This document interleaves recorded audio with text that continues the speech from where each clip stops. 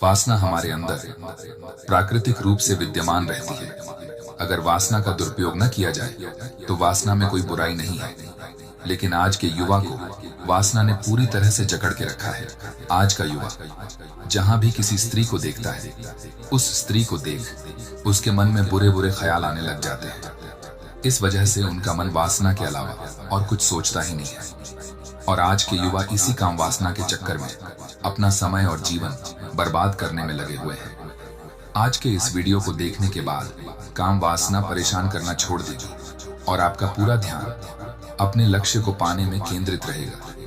तो वीडियो को अंत तक जरूर देखें। एक बार एक युवक गौतम बुद्ध के पास आया और गौतम बुद्ध से बोला, हे बुद्ध, मेरे मन में इतने गंदे विचार क्यों आते हैं?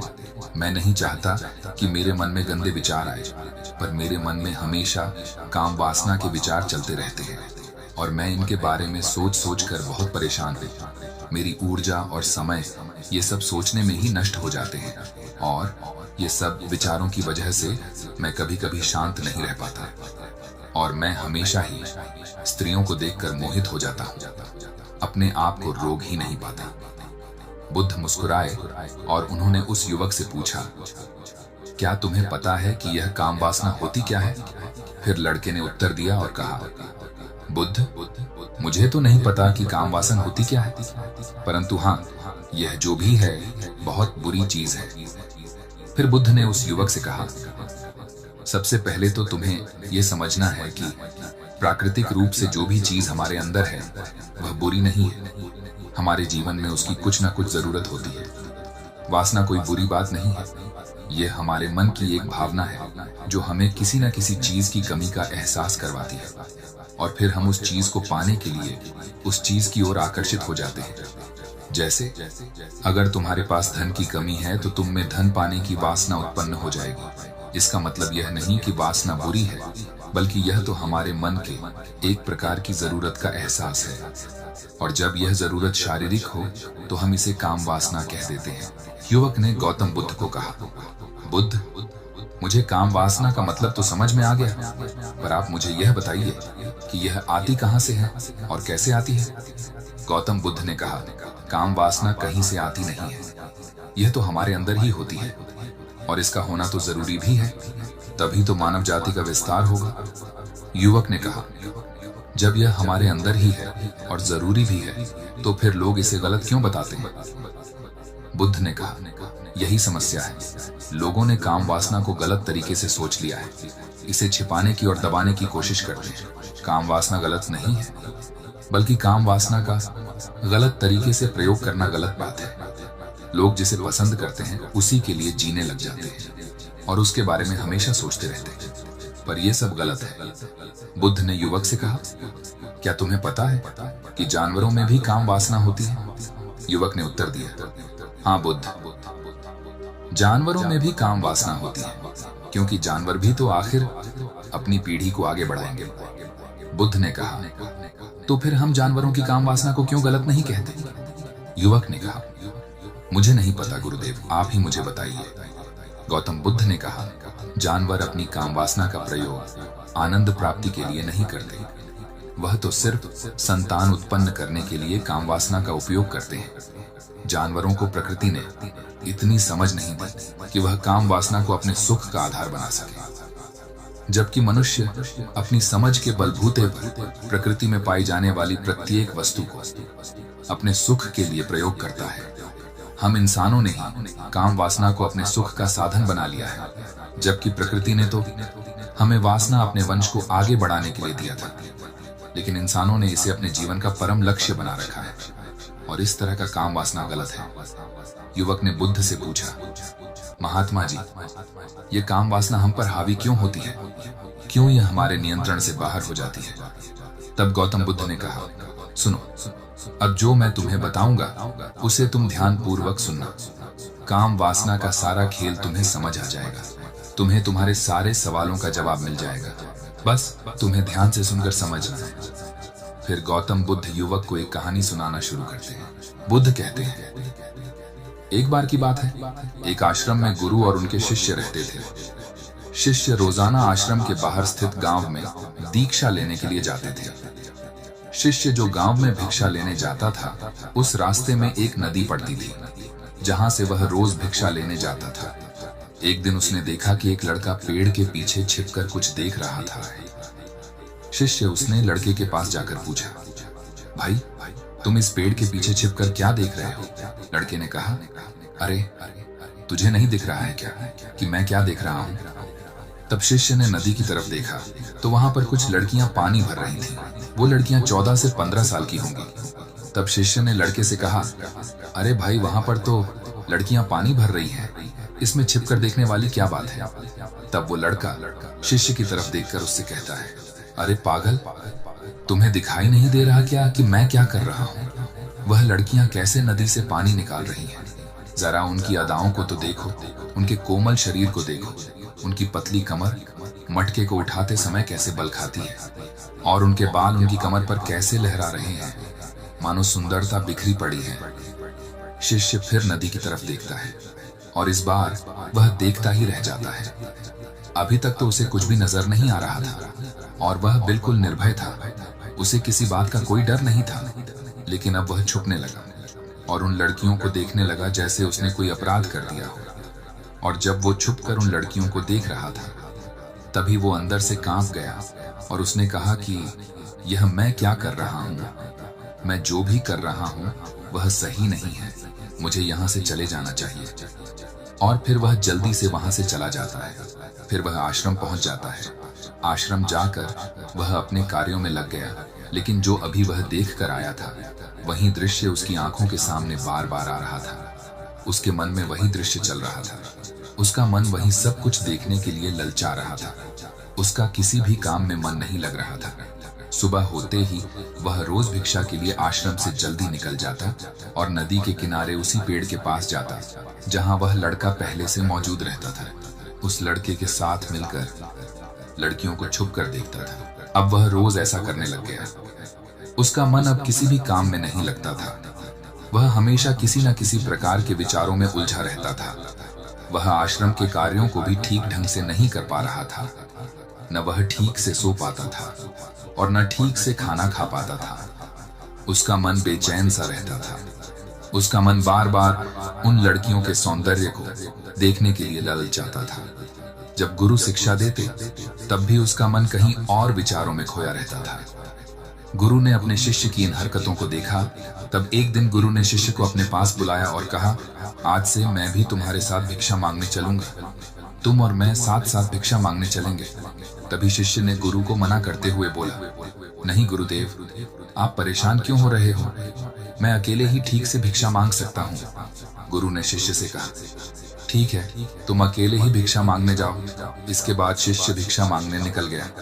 शिष्य के जाने के बाद गुरु भी शिष्य के पीछे आश्रम से निकल गए और शिष्य का पीछा करने लगे कि वह कहाँ जाता है, किससे मिलता है। यह सब देखने के लिए उसके पीछे पीछे चलने लगे। थोड़ी दूर जाने के बाद गुरु ने देखा कि उनका शिष्य एक लड़के के साथ पेड़ के पीछे अपराधी की तरह छिपा हुआ है और छिपकर कुछ देख रहा है। गुरु भी अपने शिष्य के पीछे जाकर खड़े हो गए, यह देखने के लिए कि आखिर उनका शिष्य क्या देख रहा है, जिसके लिए वह पेड़ के पीछे अपराधियों की तरह छिपा हुआ है। गुरु ने देखा कि उनका शिष्य पेड़ के पीछे छिपकर लड़कियों को देख रहा है जो नदी से पानी भर रही है। तभी गुरु ने शिष्य से कहा, क्या तुम लड़कियों से भी भिक्षा लोगे? गुरु की आवाज सुनकर शिष्य का मन घबराया और उसके पसीने छूटने लगे। वह थर थर कांप रहा था, जैसे किसी चोर को रंगे हाथों पकड़ लिया हो। उसकी हालत खराब हो गई। वह कुछ भी नहीं बोल पा रहा था। वह दूसरा लड़का जो शिष्य के साथ था, वह वहां से भाग गया, जिससे शिष्य और भी घबरा गया। उसके मुंह से कुछ टूटे फूटे शब्द ही निकल रहे थे। वह अपने गुरु से भी नजर मिलाने का साहस नहीं कर पा रहा था। गुरु ने शिष्य की ओर देखा और कहा, मेरा शिष्य तो निर्भय है, उसे तो किसी भी चीज का डर नहीं है, लेकिन यह क्या, तुम तो डर के मारे कांप रहे हो। शिष्य ने गुरु से कहा, मुझे माफ करे गुरुदेव, इसमें मेरा कोई दोष नहीं है। उस लड़के ने मुझे बहका दिया था, लेकिन मैं आपसे वादा करता हूँ कि आज के बाद मैं कभी दोबारा ऐसा नहीं करूंगा। मुझे माफ कर दो। गुरुदेव ने कहा कि कोई बात नहीं, पर इस बात का तुम ध्यान रखो कि हम जैसी संगति करते हैं वैसा ही फल हमें प्राप्त होता है। हम जिनके संगत में रहते हैं उनके विचार हमारे अंदर प्रवेश करते हैं। इसीलिए अच्छी संगति करो ताकि तुम्हारे अंदर अच्छे विचार प्रवेश करें। फिर गुरु और शिष्य आश्रम लौट आए और फिर से आश्रम के कार्यों पर ध्यान देने लगे। उस शिष्य ने उस रास्ते को छोड़ दिया और दूसरे रास्ते से जाने लगा। वह अपने काम को ध्यान से करता था, लेकिन धीरे धीरे उसके अंदर क्रोध उत्पन्न हो गया और फिर वह दूसरे शिष्यों पर क्रोध करने लगा और बेचैन हो अब सही समय पर भोजन भी नहीं करता था। वह भोजन भी बहुत कम खाता था। एक रात गुरु शिष्य के पास आए और उससे बोले कि तुमने मुझसे वादा किया था कि तुम अपना मन नियंत्रण में रखोगे। अब तक तुमने कितनी बार अपना वादा तोड़ दिया। ये सुनकर शिष्य अपने गुरु के चरणों में गिर गया और रोने लगा। रोते रोते ही उसने गुरु से कहा कि गुरुदेव, मैं कई बार अपना वादा तोड़ चुका हूँ, फिर वादा कर लेता हूँ, लेकिन हर बार मैं वादा तोड़ देता हूँ।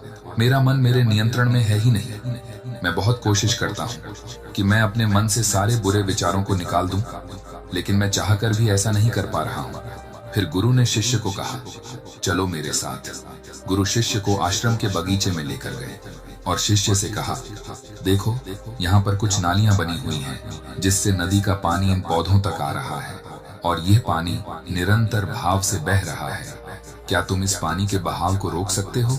शिष्य ने कहा, हाँ गुरुदेव, मैं इस बहाव को रोक सकता हूँ। फिर शिष्य ने मिट्टी उठाकर उस नाली के छोर पर डाल दिया। वह पानी थोड़ी देर के लिए रुक गया, लेकिन फिर थोड़ी देर बाद उस रेत के ऊपर से पानी निकलने लगा। गुरु ने शिष्य से कहा, अरे यह क्या, ये पानी तो रुका ही नहीं। शिष्य ने फिर से कुछ कंकड़ पत्थर उठाकर उसे नाली में डाल दिया। फिर से थोड़ी देर के लिए पानी रुक गया, लेकिन फिर थोड़ी देर बाद ही उन कंकड़ पत्थरों के ऊपर से पानी निकल आया। गुरु ने कहा, शिष्य यह क्या हुआ? पानी तो फिर से आ गया। तुम तो बोल रहे थे कि तुम इसे रोक दोगे। क्या हम किसी चीज को पूरी तरह से रोक सकते? तब शिष्य ने कहा, कोई बात नहीं गुरुदेव, मैं इस पानी को तो रोक कर आपको दिखाऊंगा। फिर शिष्य ने एक बड़ा सा पत्थर लेकर आया और उसे नाली पर डाल दिया। तब शिष्य ने गुरु से कहा, देखा गुरुदेव, मैंने कहा था ना कि पानी को मैं रोक दूंगा। मैंने पानी को रोक दिखाया, आपकी बात मैंने पूरी कर दी। गुरु मुस्कुराए और बोले, अच्छा जरा ध्यान से देखो, पानी रुक गया है क्या? वो तो पीछे की नाली तोड़कर बाहर आ गया और पत्थर के अगल बगल से बह रहा है और यह पानी अपना रास्ता बदलकर फिर से आगे की तरफ बह जाएगा। फिर थोड़ी देर बाद ऐसा ही हुआ। फिर गुरु ने शिष्य को समझाया, तुम्हारे साथ भी तो ऐसा ही चल रहा है।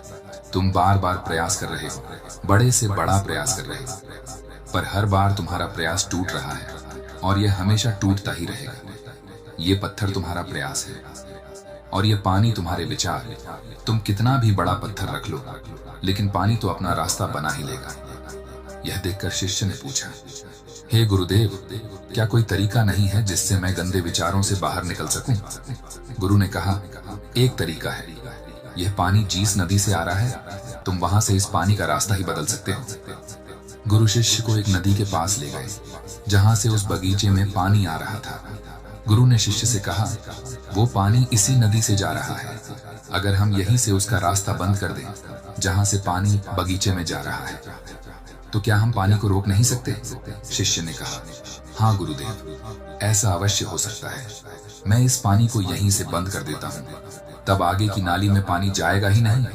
फिर गुरु ने कहा, अगर पानी बगीचे में नहीं जाएगा तो पेड़ पौधों को पानी कहाँ से मिलेगा? उन पेड़ पौधों को तो पानी की आवश्यकता है।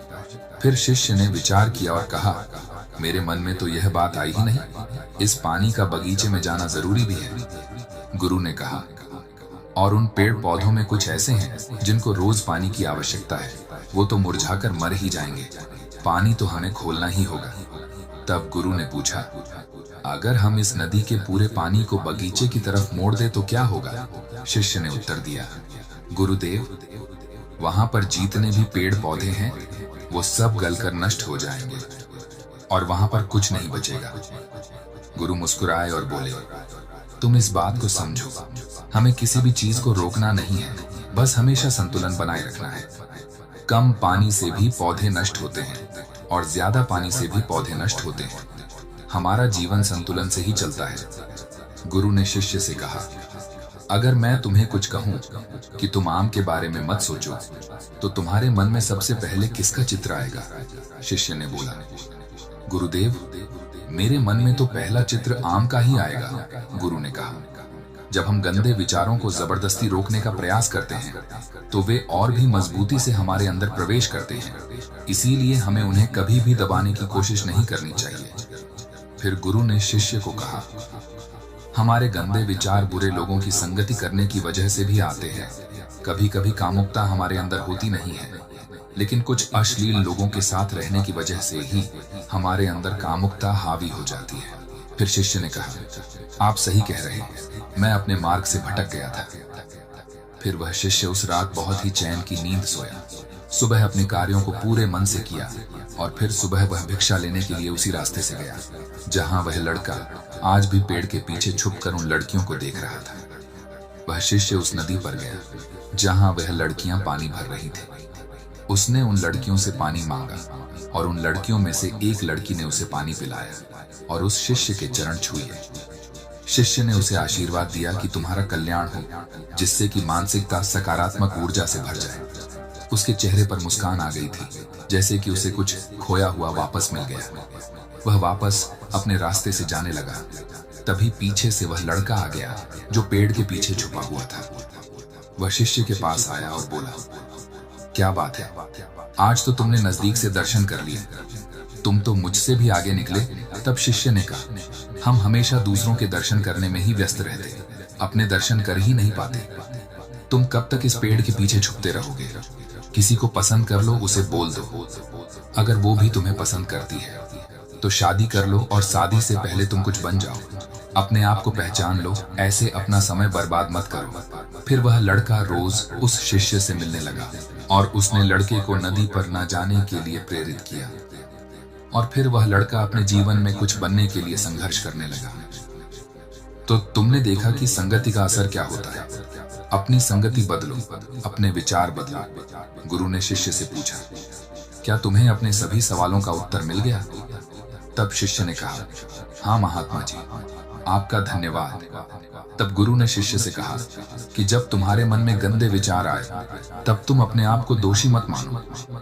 यह तो एक शरीर है और यह सब इसने हजारों वर्षों से सीखा है। एक केवल तुम्हारे सोच लेने से या शपथ ले लेने से यह टूटने वाला नहीं है, लेकिन तुम्हारे पास वो शक्ति है, वो ऊर्जा है जिसका तुम्हें उपयोग करना है। तुम एक जीवित ऊर्जा हो जो कुछ भी अनुभव करने के लिए स्वतंत्र है। इसीलिए तुम अपने आप को पहचानो। ये कहानी हमें यह सिखाती है कि हमारे विचारों का महत्व कितना अधिक होता है। हमारे विचार ही हमारे भविष्य की दिशा को निर्धारित करते हैं। हमें सकारात्मक विचारों को अपने मन में पूरी शक्ति के साथ अपनाना चाहिए ताकि हम सही दिशा में आगे बढ़ सके और अपना जीवन सार्थक बना सके। दोस्तों, ऐसी ही और जीवन बदल देना वाली वीडियो देखने के लिए हमारे चैनल को सब्सक्राइब जरूर करें। वीडियो को अंत तक देखने के लिए आपका धन्यवाद।